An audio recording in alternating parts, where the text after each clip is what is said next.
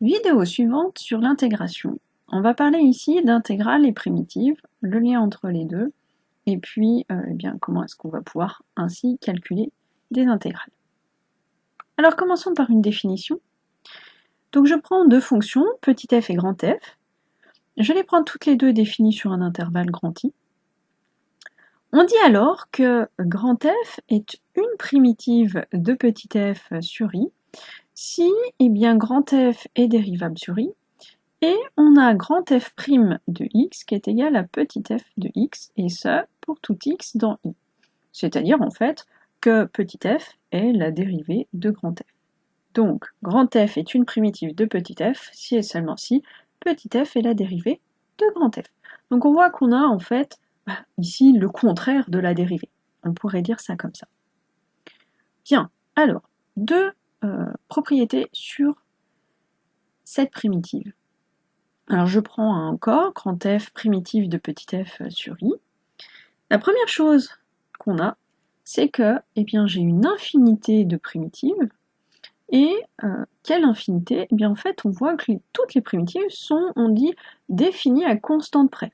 C'est-à-dire que si vous prenez deux primitives, mais prenons par exemple grand f et puis grand f plus k, ça va être deux primitives de la même fonction petit f. Pourquoi? Rappelons-nous, pour avoir une primitive de petit f, il faut que quand je dérive, j'obtiens ce petit f. Or, dérivée de la somme, on sait que c'est la somme des dérivées. Et puis on sait aussi que dérivée d'une constante, c'est 0. Donc quand je prends grand f plus une certaine constante, que je dérive, j'obtiens juste grand f'. Et donc on voit que entre grand f et grand f plus k, j'ai en fait deux primitives de la même fonction petit f. C'est pour ça que dans la définition, j'ai bien dit, on dit que grand f est une primitive de petit f. Donc petit f, c'est la dérivée de grand f, par contre grand f, c'est une primitive de petit f. Bon, deuxième chose, on vient de dire qu'on en a une infinité. Mais, si j'impose en plus que je veux que l'image d'un certain petit x0 par grand f, ce soit un certain y0. Je veux par exemple que l'image de 0 soit 0. Dans ce cas-là, j'ai une et une seule primitive de petit f qui vérifie cette propriété supplémentaire. Donc, si je n'impose rien, j'ai une infinité de primitives, toutes définies à constante près, toutes égales à constante près. Par contre, si j'impose l'image d'un nombre qui doit être un certain nombre, dans ce cas-là, j'en ai rien qu'une. Bon, maintenant qu'on a ces définitions, quel est le lien avec les intégrales? Donc je reprends encore une fois une fonction petit f, alors je vais la prendre continue sur l'intervalle i, et puis je prends grand f, une de ces primitives, peu importe laquelle. Alors la première chose qu'on peut vérifier, c'est que, si je prends de réels a et b, la différence grand f de b moins grand f de a ne dépend pas de la primitive grand f de petit f choisie. Pourquoi? Si je regarde ce qui se passe lorsque je prends non pas grand f, mais grand f plus k. Qu'est-ce que j'ai? J'ai grand f de b plus k, moins grand f de a plus k, sauf que ça me donne grand f de b plus k, moins grand f de a, moins petit k. On voit que les k se simplifient, et donc je retombe sur grand f de b moins grand f de a. Ça veut dire que, peu importe le choix de la primitive que je fais, de toute façon, grand f de b moins grand f de a, ça donnera la même chose. Alors, à partir de là, on va définir l'intégrale de a à b de petit f de x dx comme étant exactement ce grand f de b moins grand f de a. Et au niveau notation, qu'est-ce qu'on fait? Vous voyez qu'on définit. Alors, on met le grand f de x, notre primitive, entre crochets, et au niveau du crochet de droite, on met en indice le petit a et en exposant le petit b. Donc, quand on voudra calculer une intégrale, si on connaît une primitive, on mettra cette primitive entre crochets, petit a, petit b, et ensuite on fera le calcul f de b moins f de a. Une remarque pendant qu'on y est, l'ordre est très important. Partout, à la fois ici a et b en bas et en haut, qu'on retrouve ici, et là c'est bien f de le terme que j'ai en haut, moins f de le terme que j'ai en bas. Si je prends par exemple l'intégrale de b à a de f de x dx, alors d'ailleurs on se rappelle, on a dit dans la première vidéo, ça c'est moins l'intégrale de a à b de f de x dx. Eh bien qu'est-ce que j'ai? J'ai donc grand f de x pris entre b et a, c'est-à-dire grand f de a moins grand f de b. Et ça, qu'est-ce que c'est? Eh bien, c'est égal à moins f de b moins f de a, c'est-à-dire moins l'intégrale de a à b de f de x dx. Et on retrouve bien la propriété qu'on avait vue dans la première vidéo.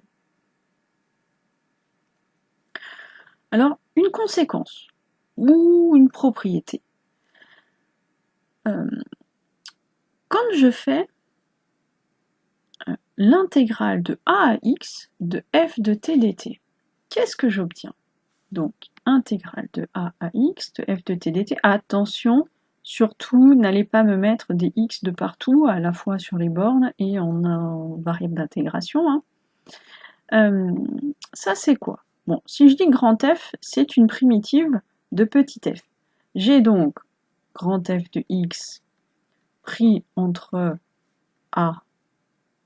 grand F de t pris entre a et x, c'est-à-dire grand F de x moins grand F de a. Donc on voit que quand on fait cette intégrale là de a à x de f de t dt, en fait on obtient une primitive de petit f, donc c'est un moyen de trouver une primitive de petit f. Après, c'est pas n'importe quelle primitive de petit f, c'est celle qui va être égale à 0 lorsque x vaut a, puisque si je prends x qui vaut a, vous voyez qu'on a grand f de a moins grand f de a, ce qui fait 0. Donc, c'est exactement ça. Grand f de x, défini par l'intégrale de ax de f de t dt, c'est la primitive de f qui s'annule en a. Bon, là on voit qu'on a été obligé de connaître la primitive, ou en tout cas connaître une primitive, pour pouvoir déterminer celle-là. Du coup, ici, si vous connaissez une primitive, mais pas la bonne constante, vous ne savez pas, vous pouvez faire ce calcul-là pour trouver la primitive qui vous intéresse. Bien, alors, on a vu que connaissant une primitive, on sait calculer une intégrale. Maintenant, la question, c'est comment est-ce qu'on trouve les primitives? Alors, on va commencer par les cas les plus simples, ce qu'on appelle les primitives usuelles. Je ne vais pas vous les donner tout de suite. Réfléchissons un tout petit peu. On a dit, grand F, c'est défini comment? C'est grand F' qui est égal à petit f. Donc ça veut dire que y a un lien avec la dérivée. Donc forcément, pour mes primitives usuelles, il va y avoir un lien avec les dérivées usuelles. Reprenons nos dérivées usuelles. X puissance k, quelle est la dérivée?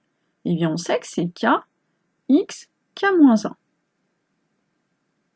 Alors, cette formule, vous l'avez apprise pour k appartenant à n.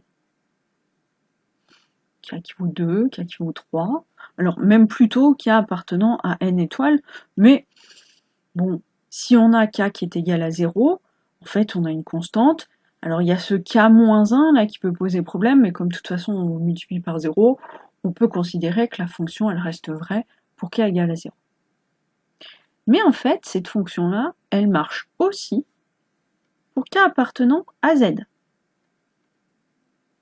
Par exemple, si je prends 1 sur x, qui est souvent une dérivée usuelle qu'on apprend, eh bien 1 sur x c'est quoi?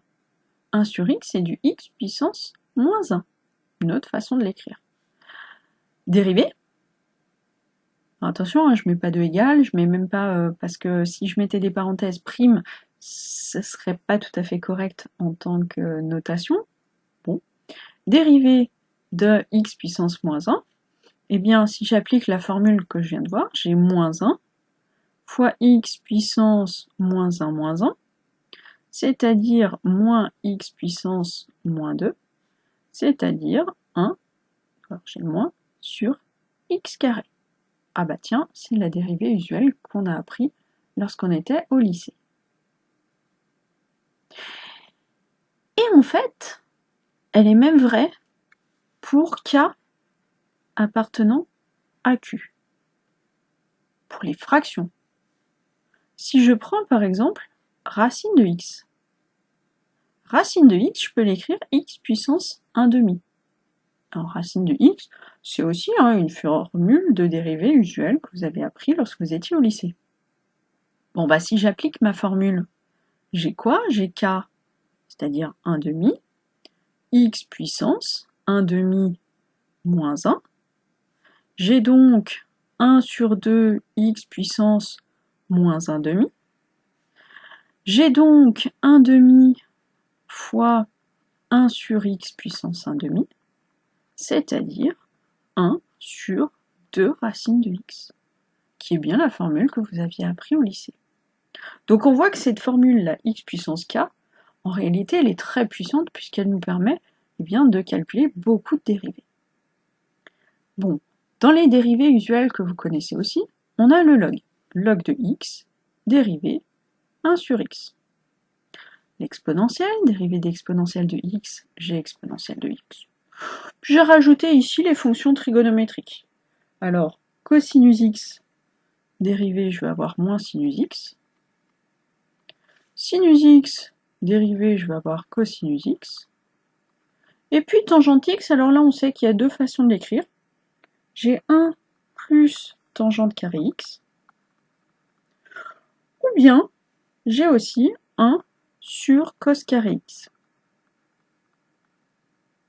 Alors je pourrais en citer d'autres, par exemple l'arc-tangente. L'arc-tangente qui a pour dérivée 1 sur 1 plus x carré, qui va avoir un rôle très important dans les calculs d'intégrale, notamment pour tout ce qui est les fractions rationnelles. Bon, je vais me contenter ici de celle-là. Alors, maintenant que j'ai mes dérivées usuelles, comment est-ce que je vais pouvoir en déduire mes primitives usuelles?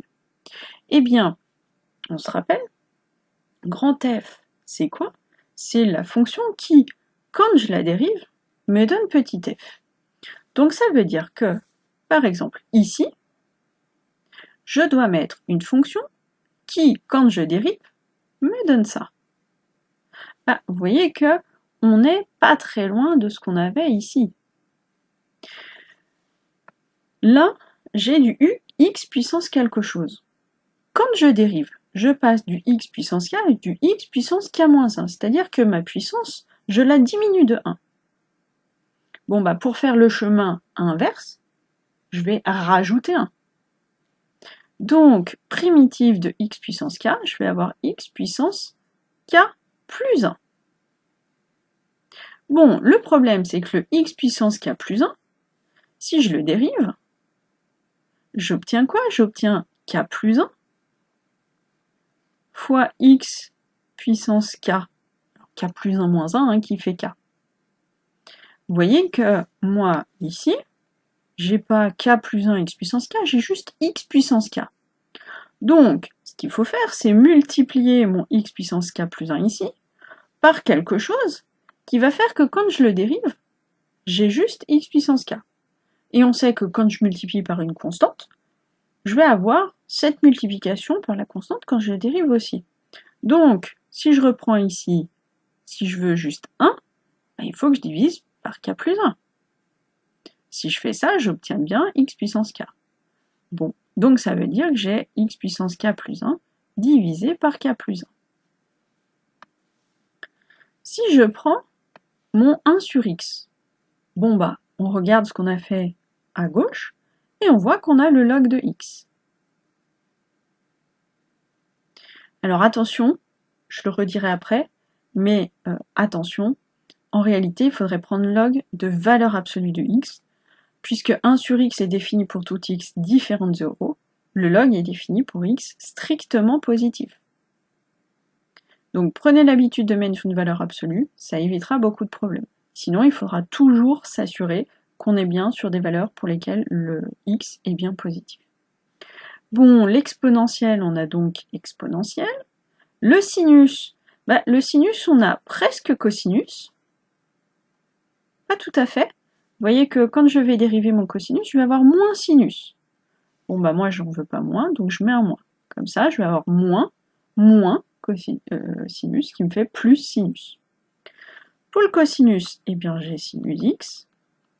Et puis, pour 1 plus tangente carré, ou 1 sur cos carré, je vais avoir le tangente x.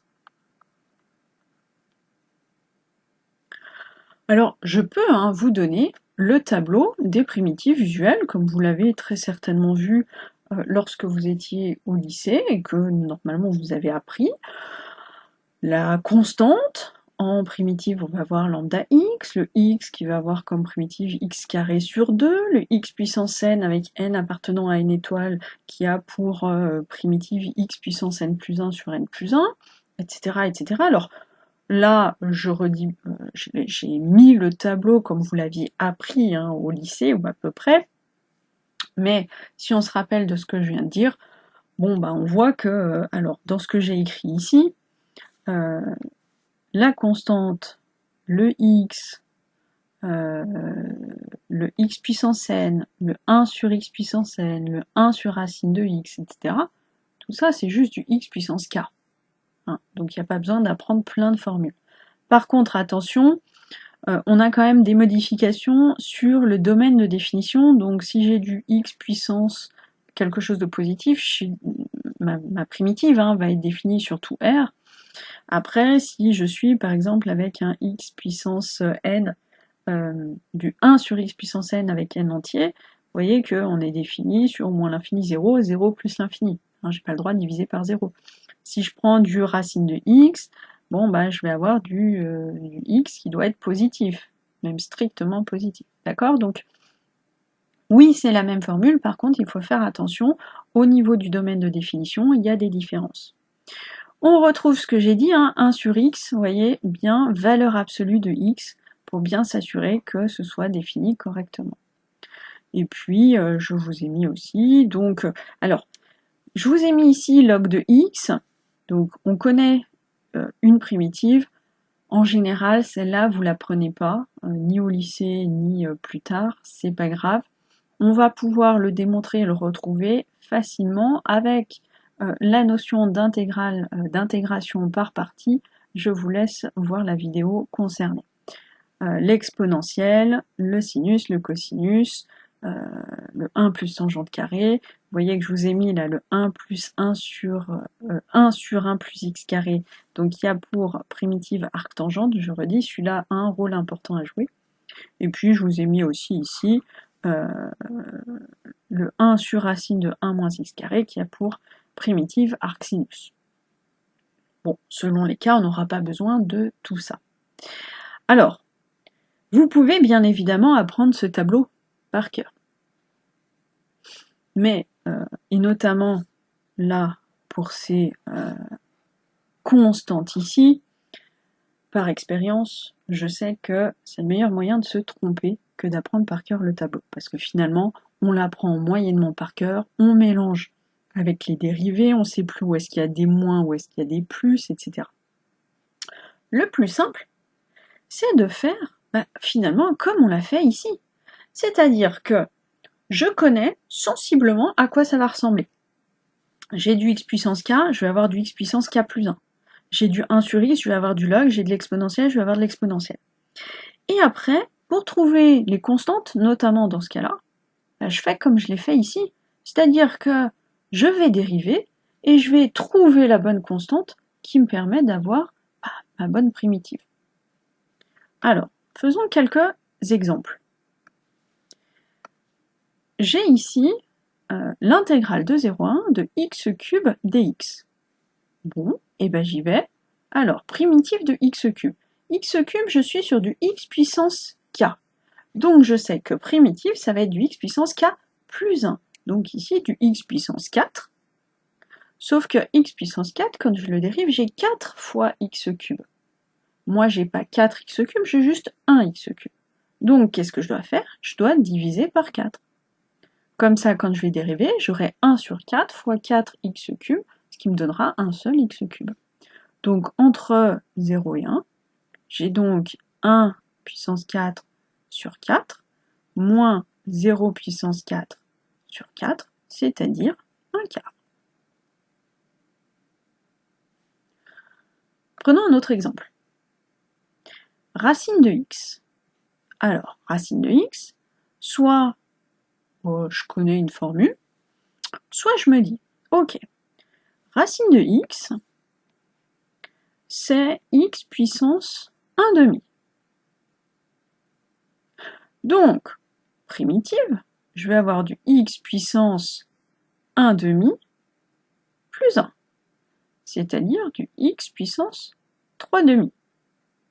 Donc, on va mettre x puissance 3 demi,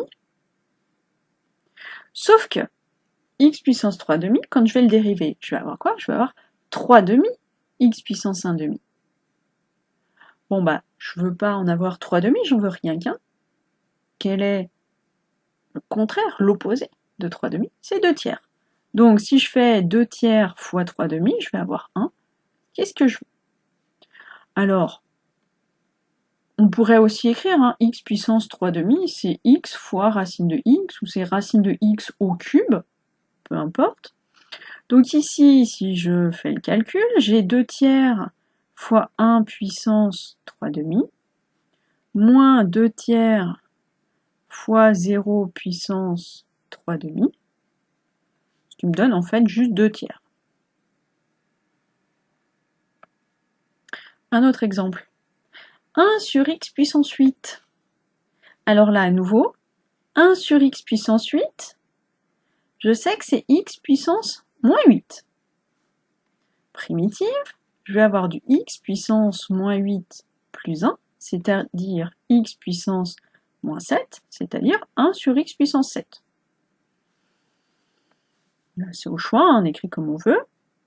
Bon, alors je vais avoir 1 sur x puissance 7. Alors attention, si je dérive, j'ai x puissance moins 7, donc moins 7 x puissance moins 8. Moi, j'en veux pas moins 7, j'en veux 1. Donc, je vais faire moins 1 sur 7 x puissance 7. Je le prends entre 1 et 2. Alors, j'ai quoi? J'ai moins 1 sur 7 fois 2 puissance 7, moins 1 sur 7 fois 1 puissance 7. Bon, on peut faire le calcul. Alors on trouve, je peux dire par exemple c'est moins 1 plus 2 puissance 7 sur 7 fois 2 puissance 7. Et si je fais le calcul, je trouve 127 sur 896. Bon, le résultat en lui-même m'intéresse assez peu ici. Allez, encore une. L'intégrale de 1 à 2 de log de 1 sur x, dx. Lapsus révélateur. Primitive de 1 sur x, je vais avoir du log. Attention, log, j'ai dit valeur absolue de x, ça évite d'oublier, de 1 à 2. J'ai donc log de valeur absolue de 2, c'est log de 2, moins log de valeur absolue de 1, c'est-à-dire log de 1, sauf que log de 1, ça fait 0. J'ai donc log de 2.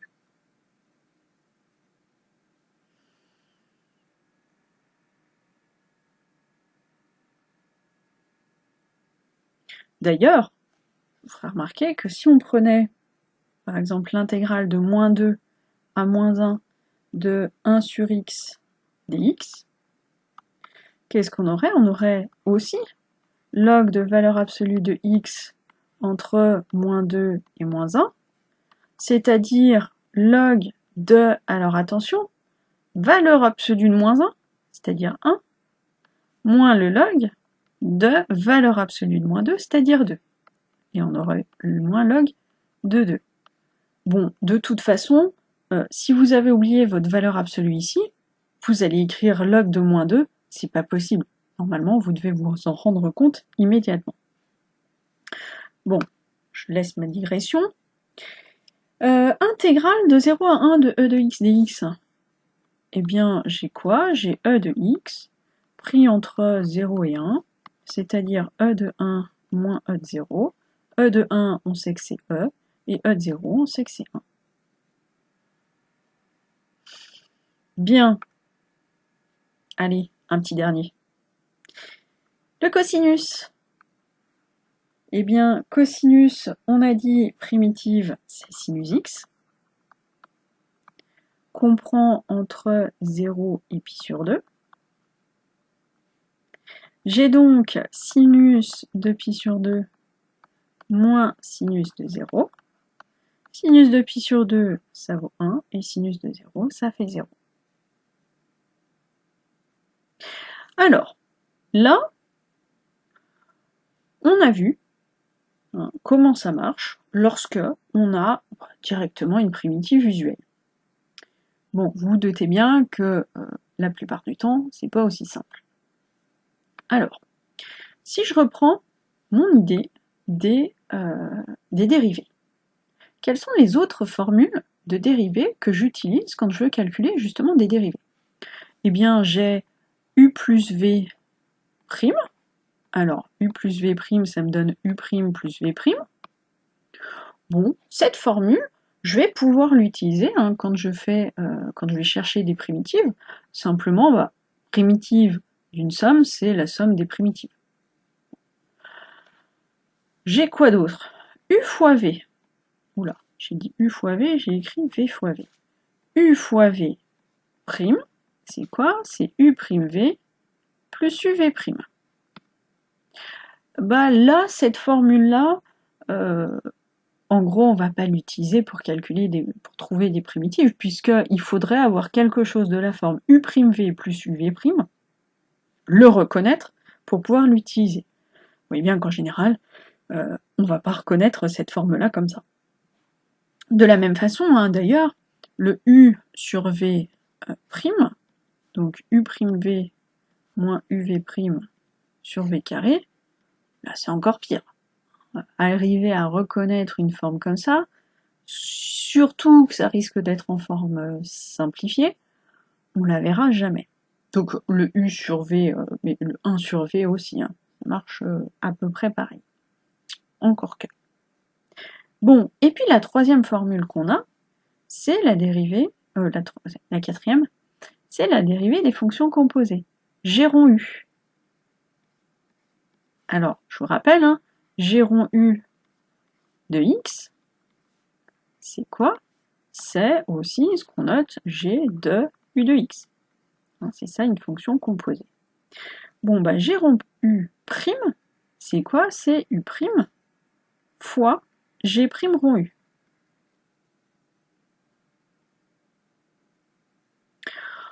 Si je mets G rond u prime de x, j'obtiens quoi? J'obtiens donc u prime de x fois G prime de u de x. Eh bien, cette fonction, ou plutôt cette formule pour les fonctions composées, celle-là, elle va nous servir et elle va beaucoup nous servir quand on va vouloir calculer, trouver des primitives. Alors, comment? Bon, il va falloir, pour pouvoir l'utiliser, reconnaître une forme u' fois G' rond u. Alors, par exemple, donc si je prends une fonction u qui est dérivable sur un intervalle i, forcément, sinon ça n'a pas de sens. Si j'ai une fonction de la forme u' fois u puissance n, eh bien, on voit qu'on a du u' fois G' rond u, où on a G de, disons, G de x, ou plutôt G' de x, qui est égal à quoi? Qui est égal à x puissance n. Maintenant, je sais trouver une primitive de de x puissance n. J'ai donc g de x, qui vaut quoi? Primitif de x puissance n, on sait qu'on a du x puissance n plus 1, et puis quand on dérive ça, on a n plus 1 fois x puissance n, donc divisé par n plus 1. Et donc, mon u' fois g' rond u, ici c'est quoi? C'est la dérivée de u puissance n plus 1 sur n plus 1. Donc, u' puissance n, c'est la dérivée, ou plutôt une primitive de u' puissance n, c'est u puissance n plus 1 sur n plus 1. À constante près, évidemment. Donc, vous voyez, ces formules-là, c'est typiquement des formules que vous avez appris par cœur lorsque vous étiez au lycée, mais en fait, on est totalement capable de retrouver avec ce qu'on a déjà fait. Un autre exemple, u' divisé par u puissance n. Eh bien, à nouveau, c'est du u' fois g' rond u, où on a g de x, qui vaut quoi? Qui vaut 1 sur x puissance n. Et ça, c'est quoi? C'est x puissance moins n. Donc, au niveau de ma primitive, qu'est-ce que je vais avoir? Je vais avoir du x puissance moins n plus 1, donc du 1 sur x puissance n moins 1.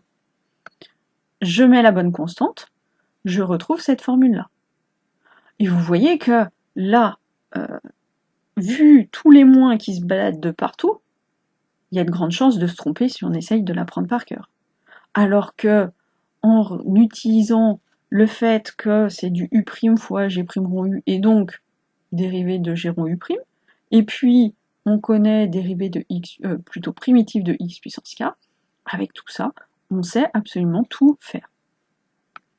De la même façon, u' sur u, eh bien ici j'ai g de x, plutôt g' de x, qui est du 1 sur x, donc g de x, je vais avoir du log de valeur absolue de x. Bon, log de u, enfin log de valeur absolue de u. Je l'ai aussi en version u' exponentielle u. Mon g' de x est de l'exponentielle de x, donc primitive, je vais avoir de l'exponentielle de u, etc., etc., etc. D'accord? Par contre, attention, pour ces fonctions composées, il faut absolument avoir du u' fois quelque chose, en u. D'accord? Bon, faisons quelques exemples, pour voir comment ça marche. Mais je redis, ça sert à rien d'apprendre par cœur toutes ces formules-là. On peut tout retrouver en connaissant, même pas les formules des primitives, en connaissant les formules des dérivées, dérivée de la composée, dérivée de x puissance k, dérivée du log et dérivée de l'exponentielle. Éventuellement dérivée des fonctions trigo. Avec tout ça, on arrive à tout intégrer. En tout cas, les fonctions qui sont intégrables avec des primitives. Bon, regardons. Si je prends ma fonction ici à intégrer qui est x carré fois x cube plus 2 puissance 4. Bon, là très clairement, je ne vais pas m'embêter à aller développer ma puissance 4, faire mon fois x puissance 2, et puis ça va me donner un polynôme, c'est pas un souci, on va voir un polynôme avec une puissance 3, 12, 14. Vous voyez qu'on va avoir plein de termes, du x puissance 14, etc., etc. Bon, ça va être compliqué. Et puis, si je veux une forme qui soit utilisable, il va falloir refactoriser à la fin. On va avoir quelque chose de très très compliqué. Bon, là, qu'est-ce que je remarque? Si je veux identifier une forme u' fois quelque chose en u, qu'est-ce que je vais faire? Je vais mettre mon u, mon u de x qui va être x cube plus 2. Du coup, mon u' de x, d'ailleurs, c'est quoi? C'est 3x carré. Donc on voit qu'ici, on a quasiment u'. C'est juste une histoire de constante, mais on sait que les constantes, on peut s'en occuper à la fin, on va juste multiplier ou diviser par ce qu'il faut pour avoir la bonne constante. Et puis, du coup, que vaut g de x, ou plutôt g' de x? Eh bien, c'est quoi? C'est du x puissance 4. Puisque ici, j'ai quoi? J'ai du u' fois u puissance 4. Primitive de x puissance 4, je sais que je vais avoir du x puissance 5. Alors, en l'occurrence, sur 5. Bon. Quand je dois faire ce calcul-là, qu'est-ce que je fais? J'avais du u' fois u puissance 4. Donc, en primitive, je vais avoir du u puissance 5, mon gérant u, avec des constantes à déterminer. Donc, je vais commencer par dire, donc c'est u puissance 5, c'est-à-dire x cube plus 2 puissance 5. Maintenant, ça, quand je le dérive, qu'est-ce que j'ai? Je vais avoir un 5 qui vient de la dérivée de g. Là, je vois que j'ai pas de 5, donc je vais diviser par 5. Et je vais avoir du 3x carré, et pas 1x carré, qui vient de la dérivée de u. Je ne l'ai pas, donc je vais mettre fois 3 ici. Bon, donc ça veut dire que j'ai x cube plus 2 puissance 5 divisé par 15. Je prends ça entre 0 et 1, je fais le calcul, donc j'ai donc 1 au cube plus 2 le tout puissance 5 sur 15, moins 0 au cube plus 2 le tout puissance 5 sur 15. Ça me donne donc 3 puissance 5 moins 2 puissance 5 sur 15. Bon, bah on peut faire le calcul, on trouve 211 sur 15. Faisons un autre exemple. X carré racine de x cube plus 2. Eh bien, à nouveau, on a quelque chose du style u' racine de u. Alors, je dis quelque chose du style de, puisque je ne regarde pas ici les constantes. Et attention, j'ai pas une égalité, puisque j'ai du x en haut et j'en ai pas en bas. Donc, pour mettre égalité, il faudrait déjà mettre les bonnes constantes et mettre u' de x fois racine de u de x. Bon. Alors, on a quoi? On a u de x, comme tout à l'heure, c'est x3 plus 2. Donc au niveau de ma primitive, plutôt la dérivée, j'ai du x carré, avec un 3, mais en tout cas j'ai du x carré. Donc on voit bien qu'on est de la forme u' fois racine de u. Et puis, mon g de, allez disons g de y, plutôt g' de y, c'est quoi? C'est racine de y. C'est-à-dire y puissance 1/2. Ok, primitive. Eh bien, primitive, si je veux la calculer exactement, je vais avoir du y puissance 1/2 plus 1, c'est-à-dire du y puissance 3/2, sauf que quand je le dérive, j'ai 3/2, y puissance 1/2, donc il me faut un 2/3. Bon, encore une fois, je ne vais pas m'occuper de cette constante pour le moment. Je vais donc avoir mon, en primitive, mon u de x puissance 3/2, donc x3 plus 2 puissance 3/2, et maintenant je vais pouvoir m'occuper de ma constante. On a dit, quand je dérive, je vais avoir un 3/2 qui vient de la puissance. Bon, bah, il me faut un 2/3. Et puis, mon x puissance cube, quand je le dérive, j'ai du 3x carré. Il manque le 3, donc je vais le mettre ici aussi. Donc entre 0 et 1. J'ai donc, eh bien, 2x3 plus 2 puissance 3/2, divisé par 3 fois 3, bah non, je voulais mettre 9, sinon ça sert à rien de réécrire ça, divisé par 9, entre 0 et 1. Bon, bah je fais le calcul, j'ai quoi? J'ai 2 facteur de 1 cube plus 2 puissance 3/2 sur 9, moins 2 puissance 0 cube plus 2 puissance 3/2, divisé par 9.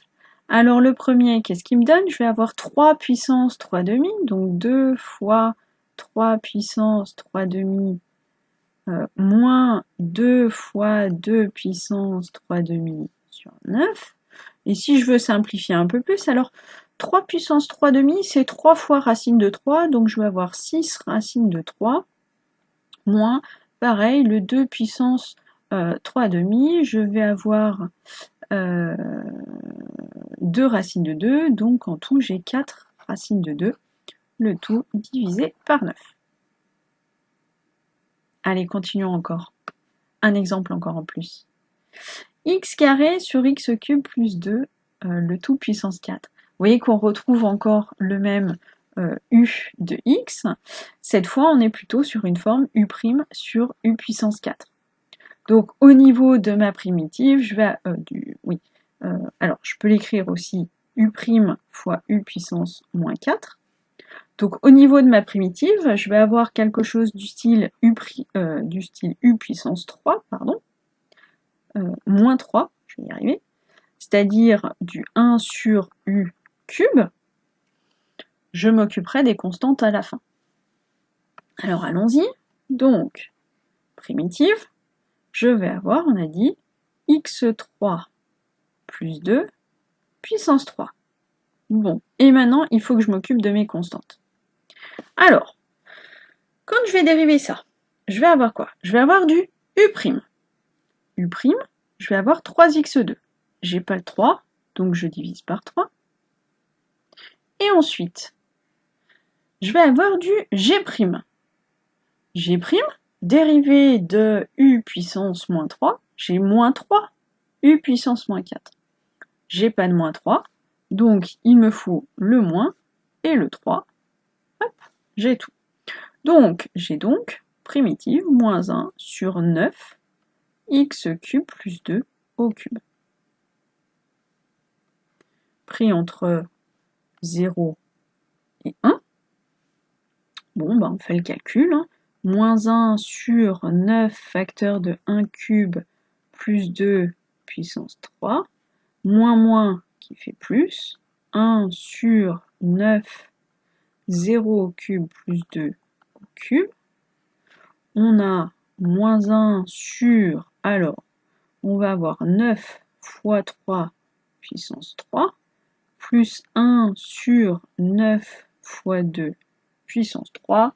Bon, on fait le calcul, on trouve en tout 19 divisé par 1944. Plus de place ici, donc je ne fais pas le détail. Bien. Allez, faisons encore quelques exemples. X exponentielle de x carré. Eh bien, là, on remarque qu'on a quelque chose du style u' exponentielle de u. Alors, u de x ici, ça vaut x carré. Hein. Donc, j'ai bien à peu près du x exponentiel du u exponentiel u, pardon. La constante, on s'en occupera à la fin. Donc, primitive de ça, eh bien, primitive d'exponentielle, c'est exponentielle. Donc, je vais avoir exponentielle de x carré. Maintenant, mon exponentielle de x carré, quand je la dérive, je vais avoir quoi? Je vais avoir le u', 2x, fois le g', c'est exponentiel, de x2. Donc, moi, j'ai pas 2x exponentielle de x carré, j'en ai qu'un. Donc, il faut que je divise par 2. Ça entre 0 et 1. J'ai donc exponentielle de 1 carré sur 2, moins exponentielle de 0 carré sur 2. J'ai donc e de 1 qui fait e, moins e de 0 qui fait 1 sur 2. Si j'ai maintenant x carré exponentielle de 3x3, bien, à nouveau, j'ai du u' exponentielle u. Donc, qu'est-ce que je vais avoir? De l'exponentielle u, donc exponentielle de 3x3.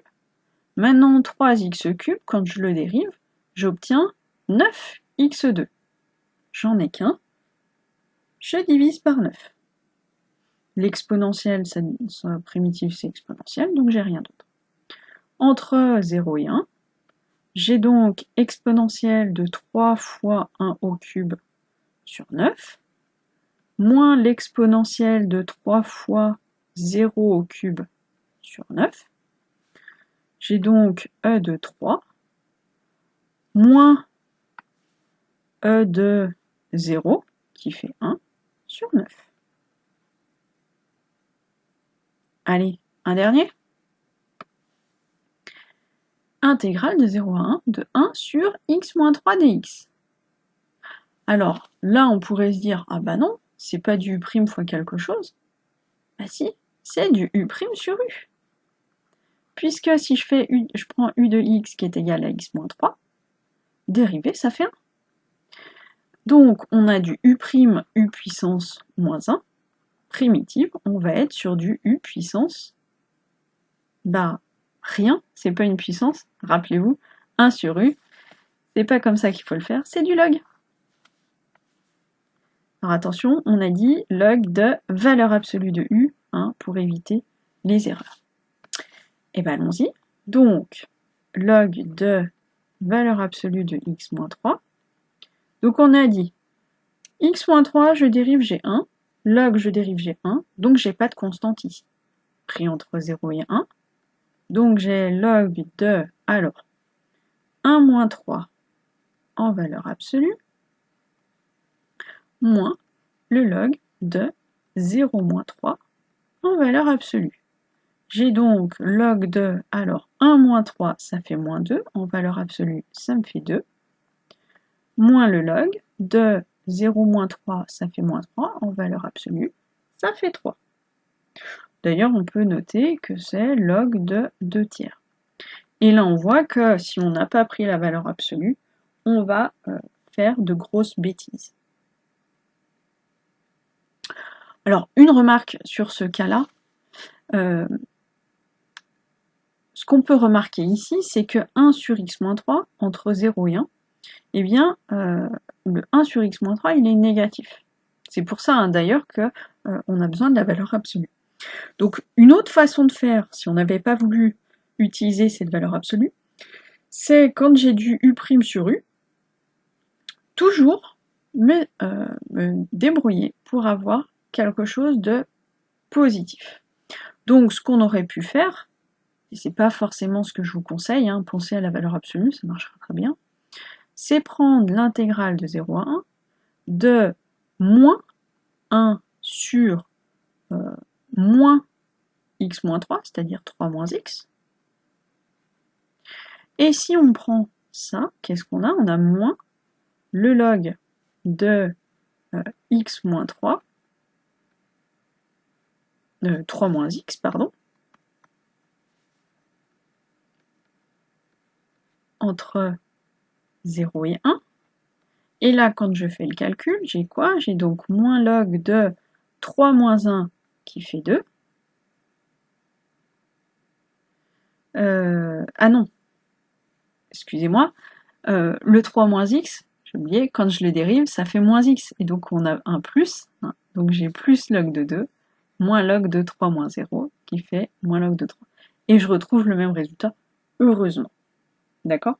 Donc vous voyez, en plus, c'est une bonne source d'erreur de passer par là. Mais c'est possible. Voilà, je ne fais pas plus d'exemples ici. Je vous laisse trouver la méthode qui vous convient le mieux. Et puis, vous pouvez passer ensuite à la vidéo sur l'intégration par partie, puisque la plupart du temps, alors quand on fait les exercices au lycée, l'IUT, souvent on est sur ce genre de fonctions pour lesquelles on arrive à trouver une primitive, mais dans la réalité, les 3/4 du temps, on est incapable de trouver une primitive directement. Quand on n'a pas de primitive directement, une des méthodes, c'est l'intégration par partie. Je vous laisse donc aller voir cette vidéo.